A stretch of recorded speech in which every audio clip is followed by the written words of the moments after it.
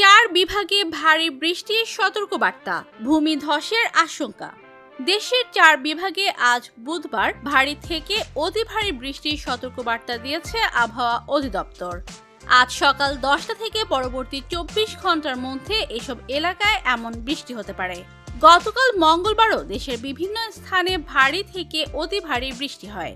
এর মধ্যে ফেনীতে 24 ঘন্টায় 440 মিলিমিটার বৃষ্টি হয়। এটি চলতি বছরে ওই অঞ্চলের রেকর্ড বৃষ্টি।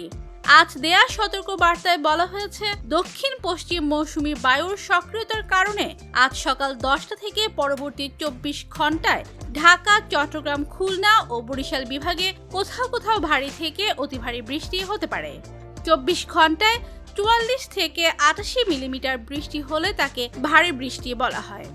বৃষ্টির পরিমাণ 88 মিলিমিটারের বেশি হলে তা অতি ভারী বৃষ্টি। আবহাওয়া সতর্কবার্তায় বলা হয়েছে, অতি ভারী বৃষ্টির কারণে চট্টগ্রাম বিভাগের পাহাড়ি অঞ্চলের কোনো কোনো স্থানে ভূমিধসের আশঙ্কা আছে।